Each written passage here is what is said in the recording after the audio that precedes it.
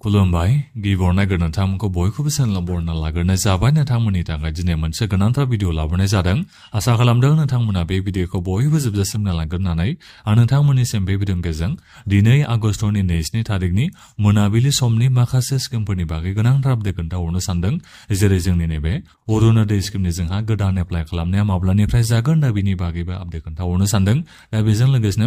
Ration कार्डनि गोदान apply खालामनाय, जब कार्डनि गोदान एप्लाइ खालामनाय दा बिनि बागै आपडेट खोन्थाहरनो सानदों। दा बेनिफ्राय नैबे CMAAA 3.0 जाय स्किमनि जे नोंथांमोना सासेयाव 2 लाख करि फैसाखौ मोननो हायो। दा बे स्किमनि जोंहा गोदान एप्लाइ खालामनाया माब्लानिफ्राय जानो थांगासिनो दङ दा बिनि बागैबो आपडेट खोन्थाहरनो सानदों। दा बेनिफ्राय नैबे जिबन प्रेरणा स्किम, जाय जिबन प्रेरणा स्किमनि जे नोंथांमोननिसिम 2,500 करि मास मोनसेयाव फैसा हरनाय जायो। दा बे स्किमनि जोंहा गोदान एप्लाइ खालामनाया माब्लानिफ्राय जानो थांगासिनो दङ दा बिनि बागैबो नोंथांमोननिसिम माखासे आपडेट खोन्थाहरनो सानदों। दा बेजों लोगोसेनो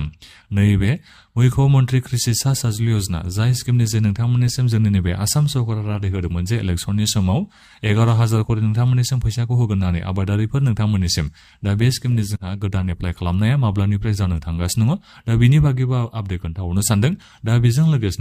नोंथांमोननिसिम दाख्लै बावैसो जोंनि नैबे आसामनि चिफ मिनिस्टार बिथाङा एनाउन्समेन्ट खालामना होनाय जादोंमोन आबादारिफोर नोंथांमोननिसिम सासेयाव 1 लाख करि फैसाखौ होगोन होननानै। दा बे स्किमनि जोंहा एप्लाइ खालामनाया माब्लानिफ्राय जानो हागौ दा बिनि बागैबो आं नोंथांमोननिसिम माखासे आपडेट खोन्थाहरनो सानदों। दा बिनि अनगायैबो आं नोंथांमोननिसिम बे भिडिअनि गेजेरजों माखासे स्किमफोरनि बागैबो आपडेट खोन्थाहरनो सानदों। मथा मथि बुंनो थाङोबा आं नोंथांमोननिसिम बे भिडिअनि गेजेरजों स्किमफोरनि गोदान एप्लाइनि बागै आपडेट खोन्थाहरनो सानदों। दा बेनिखायनो बयबो नोंथांमोना बे भिडिअखौ जोबजासिम नायलांबानो जाबाय। दा बेनिफ्राय आंनि नोंथांमोननिसिम मोनसे खावलायनायबो थाग्रोबाय गिबियावनो गासिबो नोंथांमोना अननानै चेनेलखौबो साबस्क्राइब खालामनानै लाग्रोलायनानै जाहाथे नोंथांमोना बेबादिनो स्किमफोरनि आपडेटखौ बे चेनेलनि गेजेरजों नोंथांमोना मोनबाय थानो हायो। आं नोंथांमोननिसिम बेखौ बुंहरनो बावगारबायसो नैबे PM किसाननि एप्लाइखौ नोंथांमोना खालामनो हागोन ना हाया होननानै गोबां नोंथांमोना सोंहरदों। आं मैयानो दाख्लैसो नोंथांमोननिसिम भिडिअ लाबोना खोन्थाहरनाय जादोंमोन।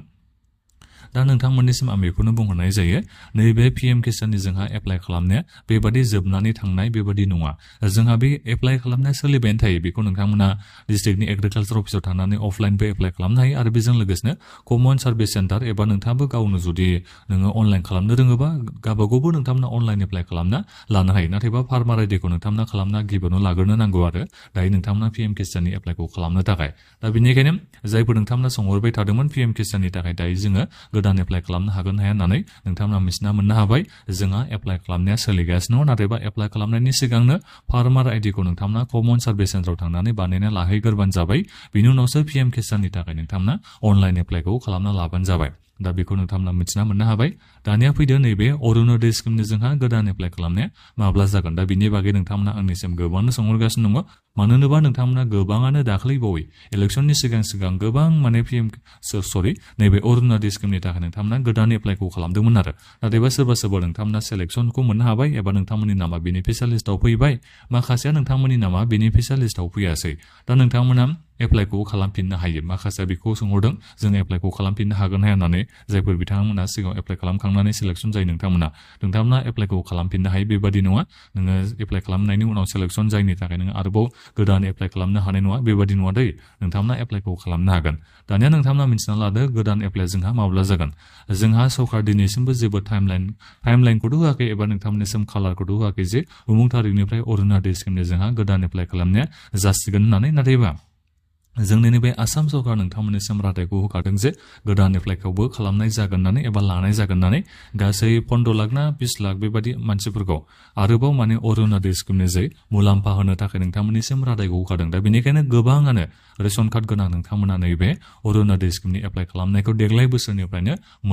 खालामनो नोंथांमोना मोननो थांगासिनो दङ। देग्लाय बोसोरनिफ्राय नोंथांमोननिसिम आं बेखौ बुंहरनाय जादों। नाथायबा जेबो दिनैसिमाव कालार ओंखारना फैनाय जायाखै। चिफ मिनिस्टार एबा जोंनि नैबे आसाम सरकारा नोंथांमोननिसिम बाथ्रा बुंनाय बादिबा एबा जा जों मिथिना मोननो हादों। दा बेबादिबाथ' देग्लाय बोसोरनिफ्रायनो अरुणोदय स्किमनि जोंहा गोदान एप्लाइ खालामनाया जागोन। मानो होनोबा गोबाङानो नोंथांमोना एप्लाइ खालामनो थाखाय नेनानै दङ। अरुणोदयनि जोंहा सारथिनि एपइन्टमेन्ट खालामनायाबो जाखाबाय। नाथायबा अरुणोदयनि सारथि नोंथांमोना बिथांमोननिसिम थांनानै एप्लाइखौ दायो खालामहैनो हानाय नङा। जोंहा अफिसियेलि एप्लाइ खालामनाया जाथ'वाखै। नोंथांमोना निस्सय एसे समखौथ' नेनो नांगोन। आं बे आसाखौ लादों नभेम्बर डिसेम्बरहालागै अरुणोदय स्किमनि जोंहा गोदान एप्लाइ खालामनाया जागोन होननानै। दा बेखिनियावनो जायफोर नोंथांमोना एप्लाइखौ खालामनो नागिरदों नोंथांमोना गावबा गावनि आधार कार्डखौ बेंक एकाउन्टजों लिंक खालामना लाखाजोबबानो जाबाय आरो नामफोरा जुदि माबाफोर मिस्टेकफोर दङबा बेफोरखौ नोंथांमोना कारेक्सनबो खालामना लाखाजोबबानो जाबाय जाहाथे नोंथांमोना एप्लाइ खालामखांनायनि उनाव जेबो गोरोन्थि जायालासिनो अरुनदय स्किमनि फैसाखौ नोंथांमोना मोननो हायो।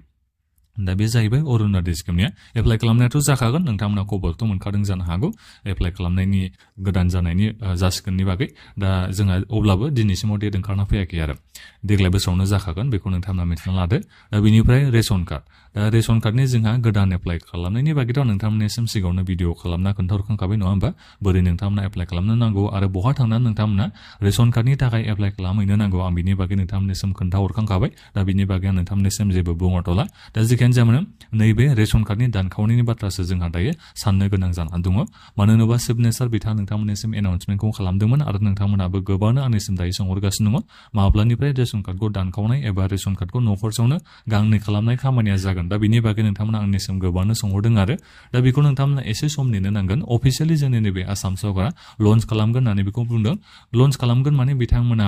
माखासे गाइडलाइन्स लाबोनायनि बेबायदि बाथ्राखौ बुंदों आरो एसे सोलायगोन बेबायदि होननानै बिथांमोना बुंदों। दा बेखौ आं सानदों आरो बे बोसोरावनो जागोनखौ सानदों माने बे जाखागोन आरो देग्लाय बोसोरावनो रेशन कार्डखौ नोंथांमोना बोखावनायनि हाबाफारिया अरुनदय स्किमनि गोदान एप्लाइबो देग्लायनो जागोन आरो बेजों लोगोसेनो रेशन कार्डखौ जा नोंथांमोना न'खराव सानै मुलाम्फा मोननांगौ बिहामजो बिखुनजो रेशन कार्डआ नोंनि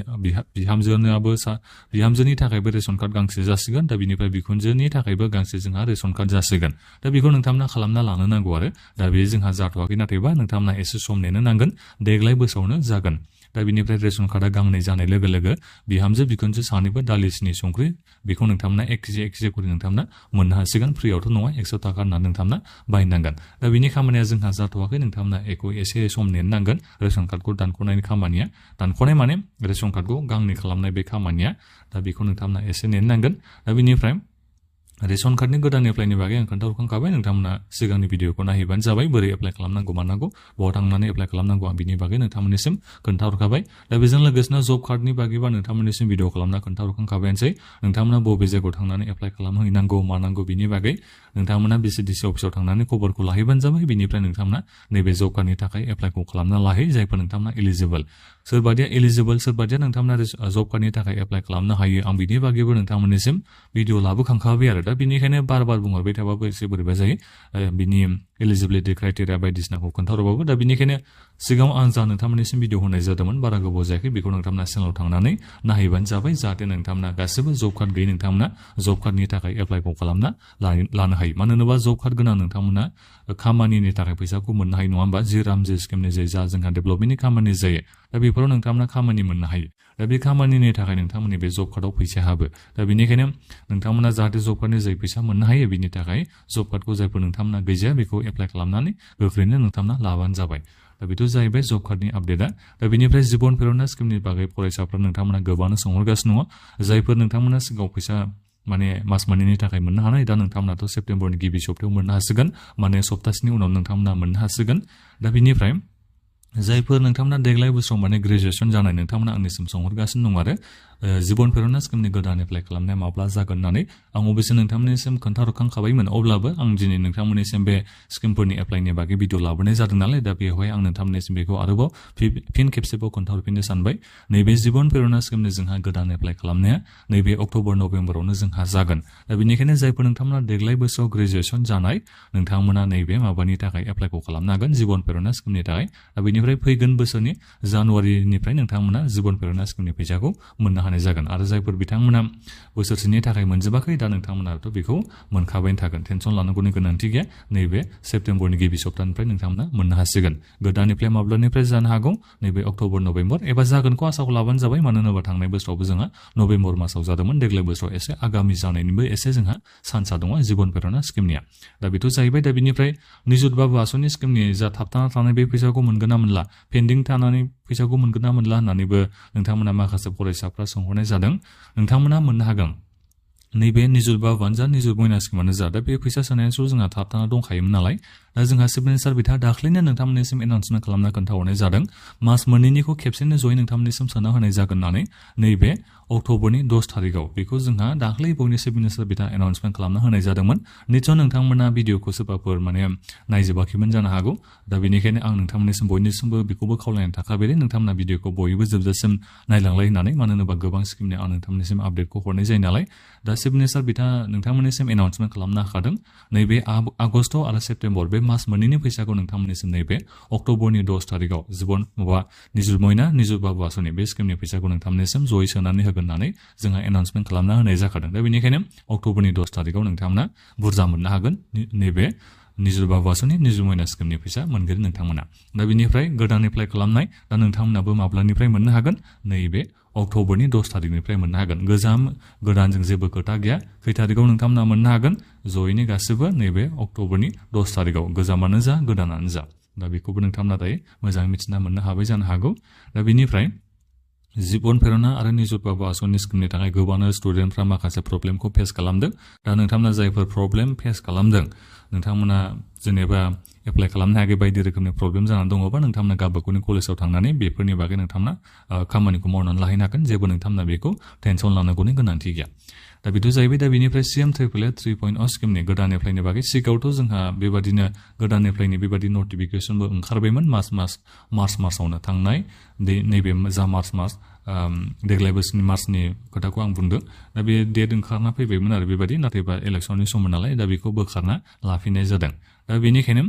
एप्लाइआथ' देग्लाय बोसोरावनो जाखागोन आरो चिफ मिनिस्टार बिथाङाबो बेखौनो एनाउन्समेन्ट खालामना होबाय आरो आंबो नोंथांमोननिसिम बेखौनो बुंगासिनो दङ नभेम्बर डिसेम्बराव CMAAA स्किमनि जोंहा एप्लाइ खालामनाया जागोन होननानै दा बेनिखायनो एसे सम नेबानो जाबाय आरो सिगांबो जानो हागौ नभेम्बर डिसेम्बरनि सिगाङावनो नैबे CMAAA स्किमनि जोंहा एप्लाइ खालामनाया जानोबो हागौ आरो मानो होनोबा देग्लाय बोसोरावनो नोंथांमोननिसिम 50,000 मानसिफोरनो सासेयाव 2 लाख करि फैसा होनायनि बाथ्राखौ बुंदों नालाय दा बेनिखायनो बे बोसोरनि बिथोराव बे फाइनान्सियेल इयाराव माने बे बोसोर माने नोंथांमोना बेखौ बुजिना लाग्रोबानो जाबाय नैबे मार्चनि बोसोराव फैगोन बोसोरनि मार्चनि बिथोराव नोंथांमोननिसिम CMAAA स्किमनि जा फैसा होगोन होनदों दा बेखौ बिथांमोना होगोन आरो देग्लाय बोसोर होननानै बेखौनो बुंनाय जाबाय आरो फाइनान्सियेल इयारखौ हमनानै बेखौ बुंनाय जादों बाथ्राखौ दा बेनिखायनो 50,000 मानसिफोरनो देग्लाय बोसोरनि एप्लाइ खालामनायखौ खुलिगोन जाहैबाय दा बेनिखायनो एप्लाइ खालामनाया जोंहा एसे उनावनो जानो थांगासिनो दं आरो बेनिफ्राय फैसाखौथ' मोननो हासिगोन जायफोर नोंथांमोना आद्रा जानाय नोंथांमोना नैबे अक्ट'बर मासहालागैनो सेप्तेम्बरनि जोबथा सप्ताहालागै नङाबा अक्ट'बराव नोंथांमोना मोनगोन आरो जायफोर नोंथांमोना आद्रा जानानै दङ नैबे CMAAA स्किमनि जा नोंथांमोना फैसा मोनबावनांगौ दङ नोंथांमोना दा बे जाहैबाय दा बेनिफ्राय नैबे मुख्यमन्त्रि कृषि साहायता योजना जाय स्किमनि जोंहा एप्लाइ खालामनाया दायो जाथ'वाखै दे जाय स्किमनि जे नोंथांमोननिसिम बोसोरफायाव 11,000 फैसा होनायनि बाथ्रा बुंदों दा बे जोंहा रिलन्स जाथ'वाखै दा बेखौ नोंथांमोना एसे नेनो नांगोन माब्ला जागोन दा बेनि बागै जेबो बुंनो हानाय जाथ'वाखै दे बे नैबे मुख्यमन्त्रि कृषि साहायता योजनानि जोंहा एप्लाइ खालामनाया दा जिखियानो जायामानो नोंथांमोननिसिम सरकार रादायखौ होदोंमोन 11,000 करि बोसोराव फैसाखौ होगोन होननानै दा बेखौ नोंथांमोना एसे सम नेनो नांसिगोन जेब्ला कालारफोर ओंखारना फैगोन जेब्ला सरकारनि फारसेनिफ्राय माखासे आपडेट ओंखारना फैगोन अब्ला नोंथांमोननिसिम भिडिअ लाबोना खोन्थाहरनाय जागोन दिनैसिमाव जेबो आपडेट गैथ'वा नैबे मुख्यमन्त्रि कृषि साहायता योजनानिया दा बेनिफ्राय दाख्लै बावै जा चिफ मिनिस्टार बिथाङा नोंथांमोननिसिम एनाउन्समेन्ट खालामना होनाय जादोंमोन जे माने 1,000 जन मानसिफोरनो देग्लाय बोसोराव बे फाइनान्सियेल इयाराव आरो बे फाइनान्सियेल इयाराव गासै 1,000खौनो 11,000 सोलायलांबाय ना 1,000 आबादारिफोरनो सासेयाव 1 लाख फैसा होनो होननानै जा नोंथांमोननिसिम रादाय होदोंमोन दा बिनि जोंहा स्किमनि लन्च खालामनाया एसे उनावनो जागोन माने देग्लाय बोसोरावनो जागोन आरो देग्लाय बोसोरावनो जोंहा एप्लाइ खालामनायाबो जागोन आरो देग्लाय बोसोरावनो नोंथांमोननिसिम सासेयाव 1 लाख करि फैसाखौबो होनाय जागोन दा बेखौ चिफ मिनिस्टार बिथाङा एनाउन्समेन्टखौ खालामनो हाखादों नाथायबा दिनैसिमबो बेबायदि जोंहा डेटआ ओंखारना फैनाय जाथ'वाखै गोबाङानो नोंथांमोना सोंहरदों एप्लाइ खालामनाया माब्लानिफ्राय जागोन होननानै जायखिजाया देग्लाय बोसोरनिफ्राय जागोन आरो नोंथांमोना एसे सम नेनो नांसिगोन अफिसियेलि गिबियावनो स्किमखौ नोंथांमोना लन्च जानो होग्रोदो बिनि उनावनो लन्च जानाय लोगो लोगोनो जोंहा एप्लाइ खालामनायाबो ओइदिनखालिनिफ्रायनो जागोन दा बेनिखायनो नोंथांमोना समखौल' एसे नेबानो जाबाय नोंथांमोननि बे गासैबो स्किमफोरनि एप्लाइ खालामनाया माने लासै लासैनो जालांगासिनो दङ जेरै जोंहा दायो लासै लासै जायाखैमोनबा अरुनदयनि फैसाखौबो नोंथांमोननिसिम सोफिनबाय रेशन कार्डनि जे नोंथांमोननिसिम दालि सिनिखौबो होफिननाय जाबाय दा बेजों लोगोसेनो नै निजुर बाबु आसनि निजुर मयना स्किमनि जोंहा लन्चआबो जाफिनबाय दा बेजों लोगोसेनो जिबन प्रेरनानि नै स्किमनि जोंहा लन्चआबो जाफिनबाय सेप्तेम्बरनि गिबि सप्तानिफ्राय फैसाखौ मोननो हासिगोन दा बेनिफ्राय जोंहा CM ट्रेभेलार बिनि जोंहा खामानियाबो जासिगोन दा फारि फारि जोंहा बे रिलन्च जाफिनगासिनो दङ दा बेनिखायनो बयबो नोंथांमोना एसे समखौथ' नेलायनो नांगोन बारा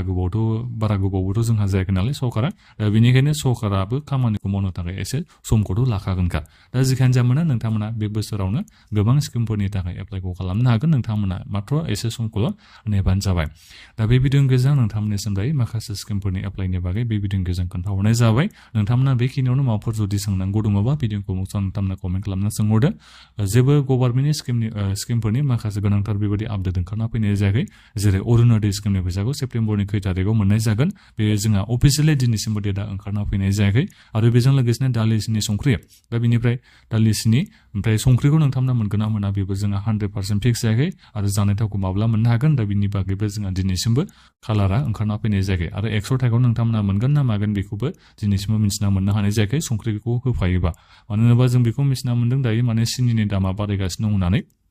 दा बारायबाबो बिथांमोना दालिसिनि संख्रिखौ 100 थाखायावनो होगोन ना एसे बारा लागोन दा बेखौ दिनैसिमबो मिथिना मोननो हानाय जाथ'वाखै दा अब्लाबो एसे समखौल' नेदो आरो नैबे आगष्ट मासआ जोबखानोसैयानो दिनै 2 थारिख जाबायनोसै दा बेनिखायनो सप्तासेनि बिथोरावनो नोंथांमोना गासैखौबो मिथिना मोननो हागोन दा बेनिखायनो बयबो चेनेलखौ नोंथांमोना साबस्क्राइब खालामना ला जाहाथे नोंथांमोना स्किमफोरनि आपडेटखौ लोगो बे चेनेलनि गेजेरजों मोननो हायो दा भिडिअआ गोबावबो जाबायनोसै दा बेखिनियावनो नोंथांमोना बे भिडिअखौ बयनोबो शेयार खालामना होदो आरो बे चेनेलखौ साबस्क्राइब खालामनायजों लोगोसेनो नोंथांमोना भिडिअखौबो लाइक खालामबानो जाबाय दा बेखिनियानोमोन गोजोन्थों